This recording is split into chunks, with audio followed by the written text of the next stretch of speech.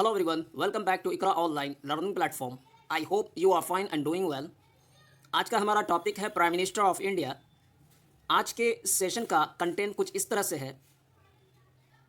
आज बेसिकली हम डिस्कस करेंगे कि प्राइम मिनिस्टर ऑफ इंडिया को किस तरह से अपॉइंट किया जाता है, यानी appointment of prime minister. Prime minister of India के क्या क्या क्वालिफिकेशंस हैं, यानी qualification of prime minister. And the third, term of office of prime minister. And the fourth, powers and functions of prime minister. इन तमाम चीज़ों को, इन तमाम टॉपिक्स को आज के सेशन में कवर करेंगे। और इसके अलावा काउंसिल ऑफ मिनिस्टर्स भी इंटीग्रल पार्ट हुआ करता है प्राइम मिनिस्टर ऑफ इंडिया का। उसे हम सेपरेट वीडियो में डिस्कस करेंगे, कवर करेंगे। तो आज के सेशन का हमारा यही कंटेंट है, prime minister of India. So without wasting more time, let me begin today's session. Article 75 of the Indian Constitution mentions that a Prime Minister is one who is appointed by the President. Prime minister of India के बारे में हमें information article 75 के जरिए मिलता है। Article 75 Indian constitution में ये बात मेंशन है, ये जिक्र किया गया है कि एक प्राइम मिनिस्टर वो व्यक्ति या वो इंसान होगा कि जिसे प्रेसिडेंट ऑफ इंडिया के द्वारा अपॉइंट किया जाता है। तो इससे ये पॉइंट क्लियर हो गया कि प्राइम मिनिस्टर ऑफ इंडिया को अपॉइंट किया जाता है bye the president. And the next article 74(1) states that there shall be a council of ministers with a prime minister at the head to aid and advise the president. तो guys article 74 में council of ministers के बारे में बताया गया है कि India में काउंसिल ऑफ मिनिस्टर होंगे along with the prime minister. और prime minister council of minister के क्या होंगे? हेड होंगे। और ये तमाम के तमाम लोग प्रेसिडेंट ऑफ इंडिया को एडवाइस करेंगे, एड करेंगे, मदद करेंगे। तो गाइस इस दो पॉइंट में ये दो आर्टिकल बहुत ही महत्वपूर्ण हैं regarding the prime minister as well as the council of ministers. Prime minister के बारे में हमें इन्फॉर्मेशन मालूमात आर्टिकल 75 से मिलती है, जबकि काउंसिल ऑफ मिनिस्टर्स के बारे में इन्फॉर्मेशन और मालूमात हमें आर्टिकल 74 प्रोवाइड करता है। तो गाइस इसको देखने के बाद नेक्स्ट क्वेश्चन आता है, इज प्राइम मिनिस्टर अपॉइंटेड और इलेक्टेड? क्या प्राइम मिनिस्टर ऑफ इंडिया को भारत के प्रधानमंत्री को अपॉइंट किया जाता है या इलेक्ट किया जाता है? So now have a look at this point. President of India appoints a person as the Prime Minister who is either the leader of the party which holds a majority of seats in the Lok Sabha or is a person who is able to win the confidence of the Lok Sabha by gaining the support of other political parties. तो guys पूछे गए question के answer इस point से हमें मिलता है। इस पॉइंट में बताया यह जा रहा है कि प्रेसिडेंट ऑफ इंडिया एक ऐसे व्यक्ति को अपॉइंट करते हैं प्राइम मिनिस्टर के तौर पर कि जो व्यक्ति उस पार्टी का लीडर होता है कि जिस पार्टी ने लोकसभा में मेजोरिटी सीट को हासिल किया हो। फर्स्ट पॉइंट, या प्रेसिडेंट ऑफ इंडिया ऐसे पर्सन को, ऐसे व्यक्ति को प्राइम मिनिस्टर के तौर पर अपॉइंट करते हैं जो लोकसभा में कॉन्फिडेंस को विन करने का अहल है। और वो लोकसभा में कॉन्फिडेंस को, मेजोरिटी को कैसे विन करने का अहल है? यानी कि अदर पॉलिटिकल पार्टीज के सपोर्ट को गेन करके। तो गाइस इसको इस तरह से समझते हैं। एक पार्टी है यूपीए और दूसरी पार्टी है एनडीए। तो बाय सपोज एनडीए पार्टी जो है लोकसभा में मेजोरिटी सीट को गेन कर ली। तो मेजोरिटी सीट को गेन करने से अब प्रेसिडेंट जो है मेजोरिटी पार्टी के लीडर को प्राइम मिनिस्टर बना देगा। एक सिचुएशन। दूसरी सिचुएशन ये है कि बाय सपोज एनडीए और यूपीए दोनों में से किसी ने भी जो है लोकसभा में मेजोरिटी सीट को हासिल नहीं किया।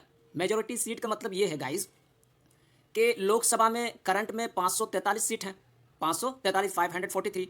तो 543 का हाफ से ज़्यादा, 543 के हाफ से ज़्यादा अगर किसी पार्टी ने लोकसभा में सीट को गेन कर लेता है या मेजोरिटी या कॉन्फिडेंस को गेन कर लेता है तो प्रेसिडेंट उस पार्टी के लीडर को प्राइम मिनिस्टर बना देता है। तो एक सूरत तो ये हो गई बिल्कुल सीधा कि एनडीए और यूपीए दो पार्टी है। चूँकि हमारे भारत में जो है मल्टी पार्टी सिस्टम चला करता है, मैंने एग्जाम्पल में दो को लिया है, एनडीए एंड यूपीए। तो एनडीए ने लोकसभा में 543 के हाफ से ज़्यादा, यानी कि 272-73 जो भी सीट होती है, तो यानी कि हाफ से ज़्यादा, 543 के हाफ से ज़्यादा सीट को, यानी मेजोरिटी को लोकसभा में गेन कर लिया। तो अब प्रेसिडेंट जो है डायरेक्टली क्या कर देगा, यानी कि मेजोरिटी पार्टी के लीडर को प्राइम मिनिस्टर अपॉइंट कर देगा। अगर सिचुएशन दूसरी हो कि ये मान के चलते हैं कि एनडीए और यूपीए दोनों में से किसी ने भी जो है मेजोरिटी को हासिल नहीं किया लोकसभा में, यानी कि 272 से अबव सीट को नहीं ला पाया।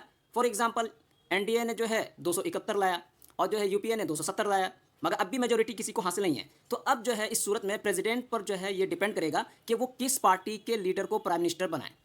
तो वो चाहे तो 270 वाले के पार्टी को लीडर को प्राइम मिनिस्टर बना दे या तो 271 वाले पार्टी के लीडर को प्राइम मिनिस्टर बना दे, ये प्रेसिडेंट पे डिपेंड करता है। मगर जिस पार्टी को भी प्रेसिडेंट प्राइम मिनिस्टर बनाता है तो उस पार्टी को जो है कॉन्फिडेंस शो करना होगा लोकसभा में। एक टाइम दे दिया जाएगा कि फला टाइम तक जो है आपको क्या करना है, लोकसभा में अपना कॉन्फिडेंस शो करना है, यानी कि मेजोरिटी को साबित करना है 272 से अब।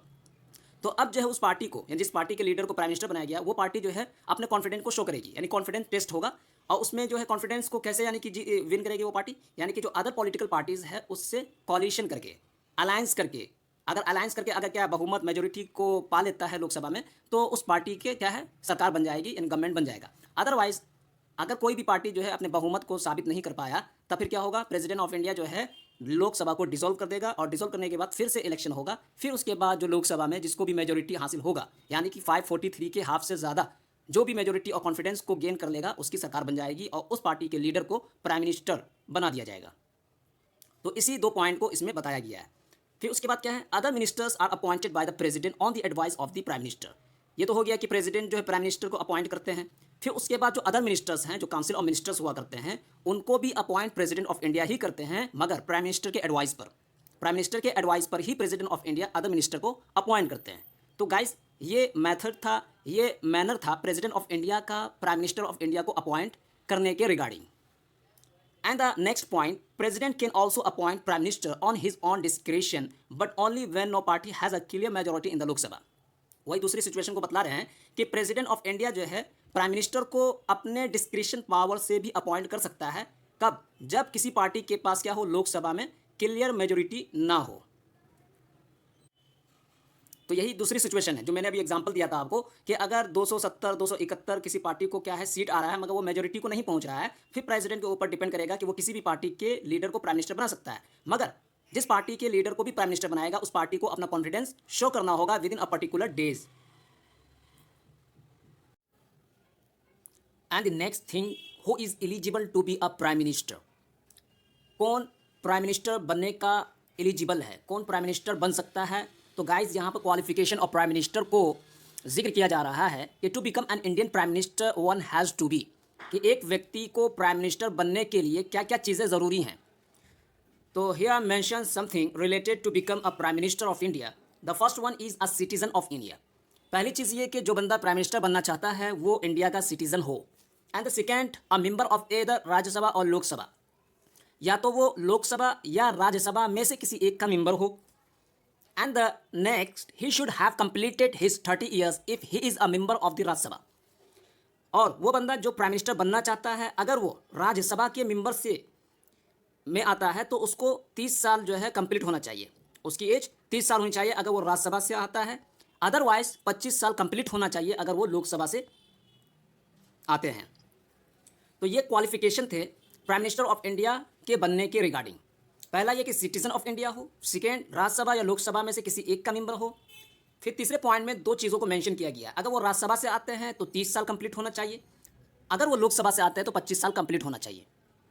And the next thing is power and functions of prime minister, कि प्राइम मिनिस्टर ऑफ इंडिया के क्या पावर्स और फंक्शंस हैं, उसको नीचे में पॉइंट वाइज मेंशन किया गया है। So have a look at the powers and functions. Prime minister of India serves the country by following various functions. He performs his functions taking responsibilities as. Prime minister of India ये country को, मुल्क को, देश को सर्व करते हैं, चलाते हैं, और मुल्क और कंट्री को चलाने के वेरियस फंक्शंस हुआ करते हैं, यानी कि अपनी जिम्मेदारी को समझकर प्राइम मिनिस्टर फंक्शन करते हैं, काम करते हैं। So now have a look at the point. First point ये मेंशन किया है कि the leader of the country, जो प्राइम मिनिस्टर होते हैं, प्रधानमंत्री, वो कंट्री के लीडर हुआ करते हैं। मतलब the prime minister of India is the head of the government of India. Prime minister ये गवर्नमेंट ऑफ इंडिया के हेड हुआ करते हैं। And the second point, portfolio allocation. The Prime Minister has the authority to assign portfolio to the ministers. Prime minister की responsibility भी है कि वो पोर्टफोलियो को एलोकेट करते हैं मिनिस्टर को। प्राइम मिनिस्टर के पास अथॉरिटी है कि वो मिनिस्टर को पोर्टफोलियोज क्या करते हैं, असाइन करते हैं। पोर्टफोलियो का मतलब ये होता है गाइस कि गवर्नमेंट एक्टिविटी के किसी पर्टिकुलर एरिया के रिगार्डिंग किसी मिनिस्टर का रिस्पॉन्सिबिलिटी, अकाउंटेबिलिटी। लाइक एक डिफेंस पोर्टफोलियो होता है, यानी कि डिफेंस पोर्टफोलियो किसी एक मिनिस्टर को दे दिया गया, तो अब उस डिफेंस के रिगार्डिंग जो भी एक्टिविटीज़ होंगी गवर्नमेंट की, तो उसके रिगार्डिंग एक मिनिस्टर की रिस्पॉन्सिबिलिटी। तो पोर्टफोलियो को एलोकेट कौन करता है, प्राइम मिनिस्टर करता है। And the next, chairman of the cabinet. The prime minister is the chairman of the cabinet and presides the meeting of the cabinet.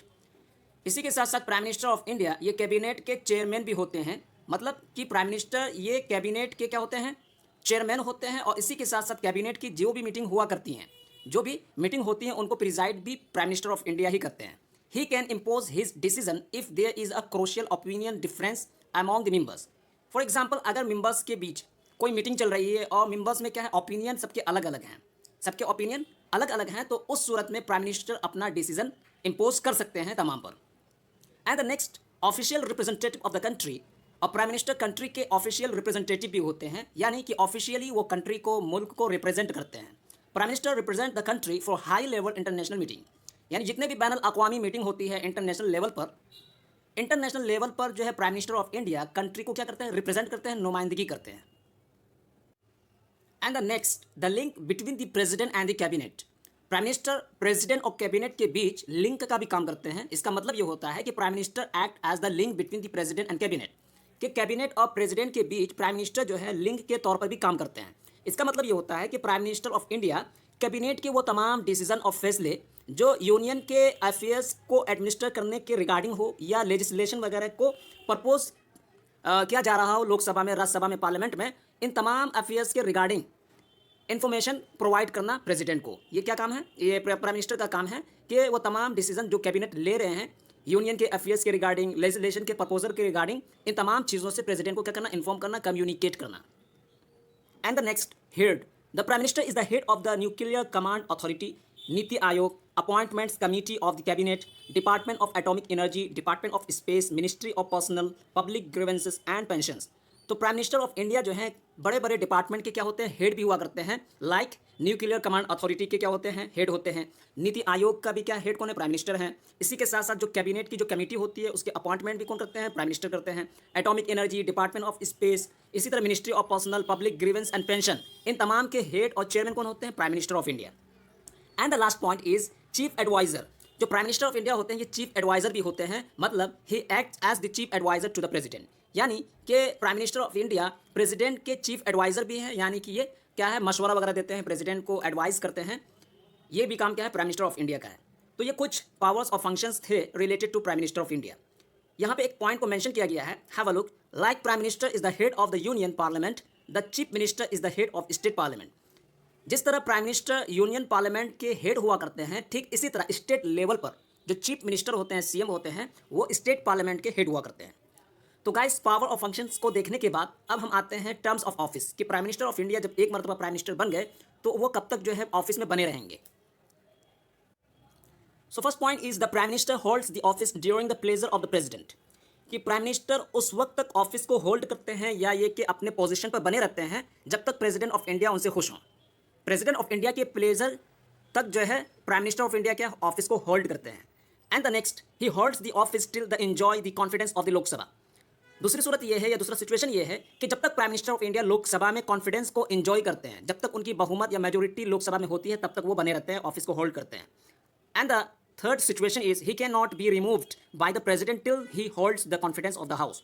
मतलब ये है कि जब तक प्राइम मिनिस्टर लोकसभा में बहुमत के साथ है, मेजोरिटी है उनकी 543 के हाफ से ज़्यादा उनका क्या है वहाँ पर सीट है, तब तक जो है president of India prime minister को रिमूव नहीं कर सकते हैं। तो ये टर्म्स ऑफ ऑफिस था related to the prime minister of India. अब हम डिस्कस करेंगे कि प्राइम मिनिस्टर और प्रेसिडेंट के बीच रिलेशनशिप क्या है। और गाइस, इस चीज़ को हमने जब प्रेसिडेंट ऑफ इंडिया के टॉपिक को डिस्कस कर रहे थे वहाँ पर हमने ऑलरेडी डिस्कस कर लिया है, फिर भी यहाँ पर एक नज़र डालते हैं। There are a few articles in the Indian Constitution that deal with the relationship both Prime Minister and the President share with each other. तो यहाँ पर बेसिकली मैंने उन आर्टिकल को मेंशन किया है, जिक्र किया है, जो आर्टिकल प्रेसिडेंट और प्राइम मिनिस्टर के बीच रिलेशनशिप को बतलाता है। और वो आर्टिकल कौन कौन से हैं? Have a look at these articles. Article 74।